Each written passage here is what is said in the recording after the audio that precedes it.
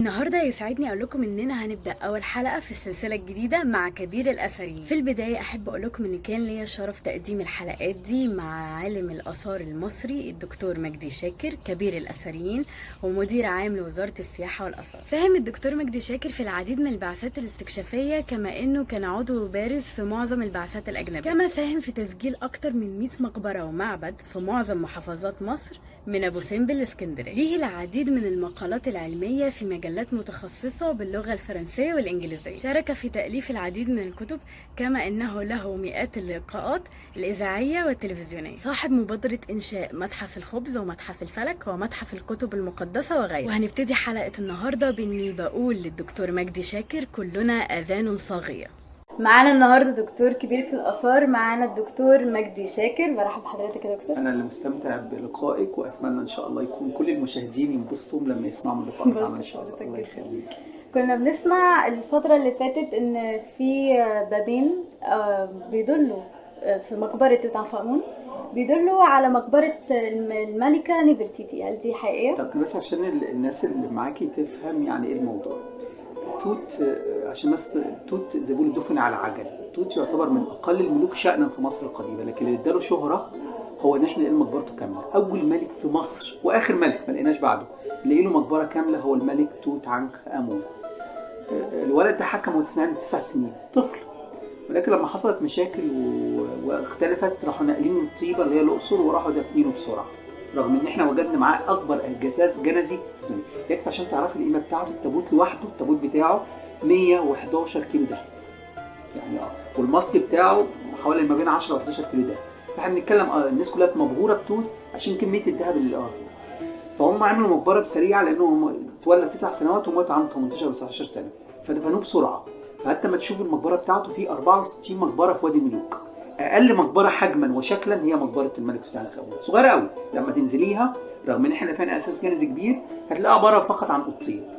من كام سنه جه واحد امريكي اسمه ديفيز، اعتقد الراجل ده قال ان نفرتيتي موجوده مقبرتها ورا مقبره توت. نفرتيتي مين نفرتيتي؟ بس عشان الناس تعرف، نفرتيتي دي مرات اخناتون اللي هو ابو توت عنخ امون. نفرتيتي دي اختفت في العام ال17 من حكم اخناتون. اختفت ازاي؟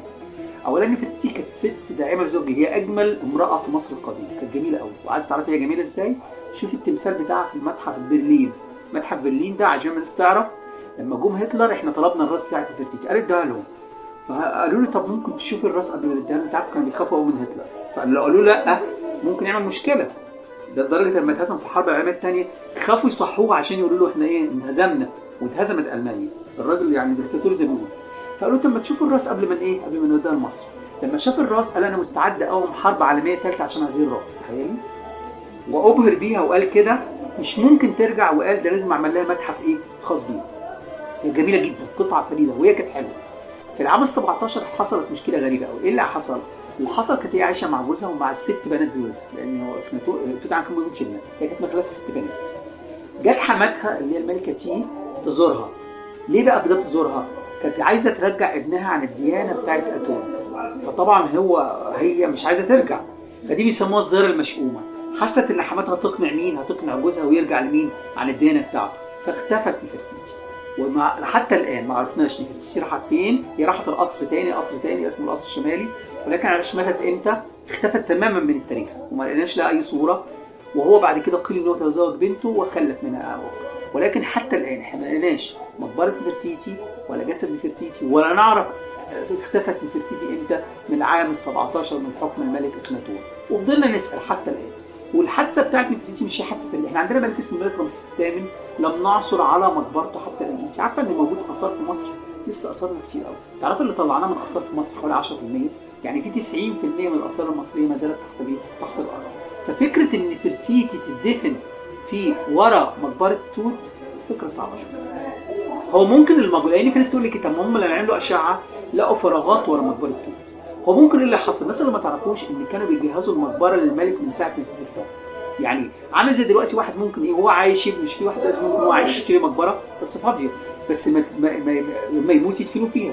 فهو الملك عندما يتولى الحكم، اول ما يتولى الحكم يبداوا يعملوا له مقبره. يعني يعملوا اوض ويعملوا اساس جنازي. لكن توت مات فجاه، فهم ممكن يكونوا هم جم في النص راحوا قافلين، يعني مثلا بدل ما هي 10 اوض راحوا قافلين لانهم ما عندهمش استعداد يخلصوا ال 10 اوض، فراحوا قافلين على المكان وبداوا يعملوا يجهزوا مثلا اوضتين 3 فقط اللي هو يحطوا فيهم الاساس الجنازي وخلاص. ففكره ان هل في اوض ورا مقبره توت؟ ممكن وارد، او فراغات، ولكن هل هي فيها حد؟ حتى الان احنا ما عندناش هذا الكلام، وما عندناش ولا وثيقه بتقول هذا الكلام. احنا حتى الان ما عندناش ولا وثيقه او على بردي او اي تقول اين اختفت الملكه نفرتيتي حتى الان. اين اختفت بالعام ال 17 من حكم جوزها اللي هو اخناتون؟ اين اختفت؟ اين ماتت؟ جثتها موجود فين؟ زي مقبره كليوباترا. طب ما احنا عمالين نبحث وعارفين ان في مقبره كليوباترا، وعارفين ان كليوباترا اتدفنت في مصر، بس اين مقبره كليوباترا؟ لم نجدها. اين مقبره الاسكندر؟ لم نجده. انا مقبره جدنا اللي بتاعت رمسيس الثامن برضه. ففي كتير جدا في التاريخ احنا لسه ما لقيناش، ولكن نتمنى طبعا لان احنا لو جينا مقبره زي نفرتيتي اعتقد هتبقى مهمه جدا جدا.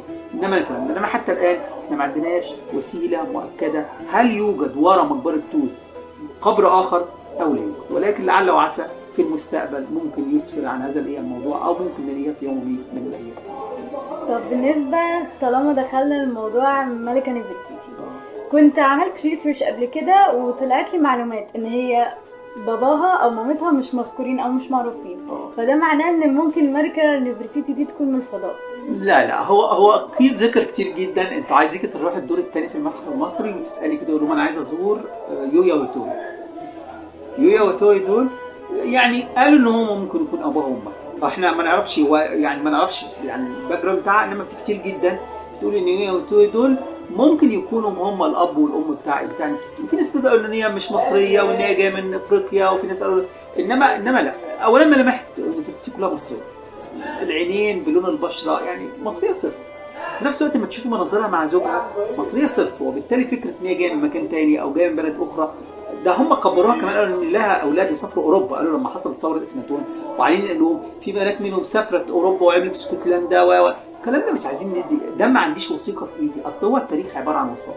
لو عندك وثيقه بتقول او عندك ورقه بردي او مكان او اي رسم بتؤكد الكلام ده انا معاكي، انما احنا ما عندناش حتى الان هذا الكلام. انما نفرتيتي مصريه صرف، يعني مش ممكن. ده اسمها لوحده الجميله اتت. نفرتيتي نفر بمعنى الجميله، وايتيتي اللي هو اتت، الجميله اتت، يعني الجميله جايه زي ما بيقولوا الجميله جايه. وبالتالي لا يعني هي مصريه صرف وهي موجوده في مصر. انما مؤكد كتير جدا ان يويا وتويا اللي هم موجودين في المتحف المصري موجود الجسد بتاعهم وكل اسهم الجنازي، يعتقد كتير جدا ان هم الاب والام بتاعهم. وبكده يكون خلص الجزء الأول من الحلقة الأولى من سلسلة مع كبير الأثريين. يا رب تكونوا استفدتم واستمتعتم زي ما أنا شخصيا استفدت واستمتعت. وبشكر دكتور مجدي شاكر للمرة التانية على وقته، وهفضل أقول له دايما كلنا أذان صغير. اكتبوا لي في الكومنتات أسئلتكم وأنا هوصل أسئلتكم للدكتور، وأشوفكم الحلقة الجاية في الجزء الثاني من سلسلة مع كبير الأثريين.